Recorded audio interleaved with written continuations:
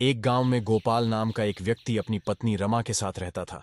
गांव के बाहर उसके बाबा की एक पुरानी एंटीक की दुकान थी। एक दिन गोपाल ने अपनी पत्नी रमा से कहा, रमा, मैं दुकान पर जा रहा हूँ। तुम अपना ख्याल रखना। वैसे भी आजकल दुकान पर कोई सामान बड़ी मुश्किल से बिकता है। रमा पसीना पोंछते हुए बोली। मैं कब से कह रही हूं कि कोई दूसरा काम कर लो, पर तुम हो कि मेरी बात मानते ही नहीं। उस एंटीक कबाड़ के खजाने से उम्मीद लगाए बैठे हो। ऐसा क्या है उस दुकान में? तुम्हारे बाबा ने बस कबाड़ छोड़ा है, कोई खजाना नहीं छोड़ दिया है जो उसी में चिपके हुए हो। गोपाल ने उम्मीद से रमा से कहा। रमा, तुम देखना, एक दिन लोग पुरानी चीजों की कीमत समझेंगे और हमसे सामान खरीदेंगे। तब हमारे पास भी पैसा होगा, फिर हमें गरीबी में गुजारा नहीं करना पड़ेगा। रमा गुस्से से बोली। इतने सालों से हम गरीबी में जी रहे हैं, अब तक तो कुछ नहीं हुआ, अब क्या ही हो जाएगा। रमा की बात सुनकर गोपाल उदास होकर वहां से चला गया। गोपाल अपनी दुकान पर अपने आप में बड़बड़ाते हुए कहने लगा। रमा तो पागल है, कुछ भी बोलती रहती है, पर मैं जानता हूं कि मेरी किस्मत एक न एक दिन जरूर बदलेगी। गोपाल हमेशा की तरह दुकान पर बैठा सो रहा था। तभी अचानक अंदर से कुछ गिरने की आवाज आई। गोपाल तेज आवाज में बोला। कौन कौन है वहां? तभी अंदर जाकर देखा तो एक चूहा था। मैं तो डर ही गया था, ये तो बस एक चूहा है। गोपाल गिरे हुए सामान को उठा रहा था। तभी उसे एक पुराना जंग लगा बॉक्स दिखा। गोपाल बॉक्स की तरफ देखते हुए बोला।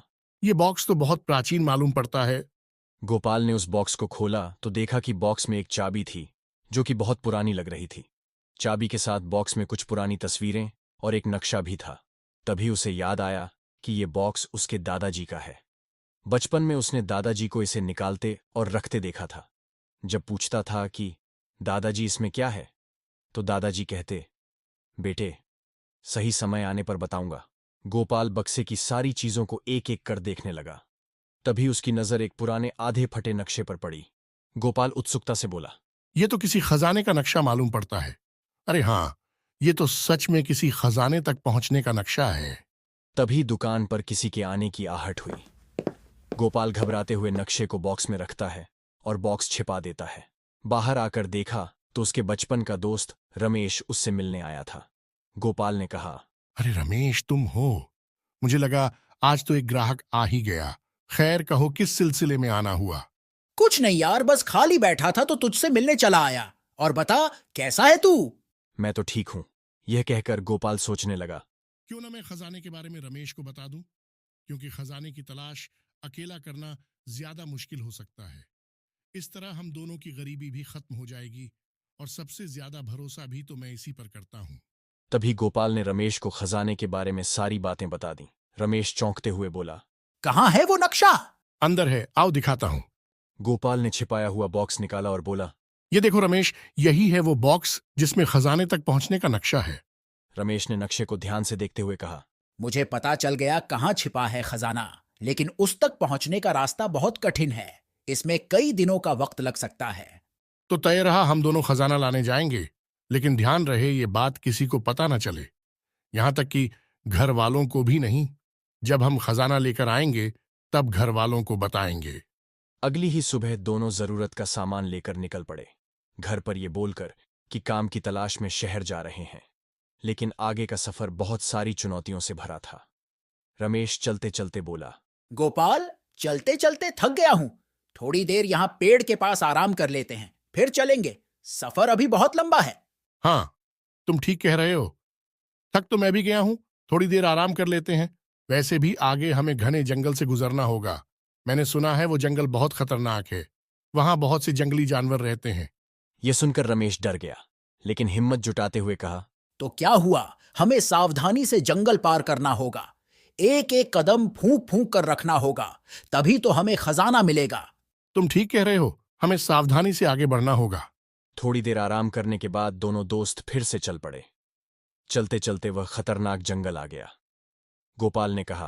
अरे रमेश, ये जंगल तो सच में बहुत डरावना है यार। हाँ यार, मुझे भी डर लग रहा है। तभी अचानक एक जंगली भेड़िया उनकी ओर आता है। यह देख दोनों के होश उड़ जाते हैं। तभी रमेश का दिमाग काम करता है और वह पास के एक पेड़ पर चढ़ जाता है। गोपाल बेचारा भोला था, उसे कुछ समझ नहीं आया। उसने सुन रखा था कि भेड़िया मरे हुए को नहीं खाता है। तभी उसे एक तरकीब सूझी और वह वहीं सांस रोककर लेट गया। भेड़िया उसके पास आया। उसने गोपाल को सूंघा, कभी मुंह से उसे उठाने की कोशिश की, लेकिन गोपाल जैसे मरा हुआ था। रमेश ऊपर से सब देख रहा था। आखिरकार भेड़िया वहां से चला गया और रमेश पेड़ से नीचे आकर गोपाल को उठाया और बोला, वाह यार, तूने तो कमाल का नाटक किया। और क्या, मुझे क्या समझा है? मेरा नाम ऐसे ही गोपाल नहीं है। मेरे बाबा ने मुझे सब सिखाया है। इसी तरह दोनों के सफर में और भी बहुत सी परेशानियां आईं, पर वे दोनों उन सभी चुनौतियों को झेलते हुए सुनहरी घाटी के पहाड़ों में पहुंचे। रमेश ने गोपाल से कहा, गोपाल, लगता है हम पहुंचने ही वाले हैं। हाँ, देखो, मुझे वह गुफा नजर आ रही है जो नक्शे में दी हुई है। रमेश और गोपाल गुफा के पास पहुंचे, लेकिन ये क्या? गुफा का दरवाजा तो बाहर से बंद है। रमेश ने कहा, गोपाल, क्या तुम्हारे पास इसकी कोई चाबी है? हाँ, मुझे उस बक्से में एक चाबी मिली थी। रुको, अभी ढूंढता हूं। हाँ, ये रही। रमेश उस दरवाजे पर चाबी लगाता है और वह खुल जाता है। गुफा के अंदर जाते ही दोनों की खुशी का ठिकाना नहीं रहता। रमेश ने कहा, यहां तो सच में बहुत सारा खजाना है। यह देख रमेश की नीयत बदलती हुई नजर आ रही थी।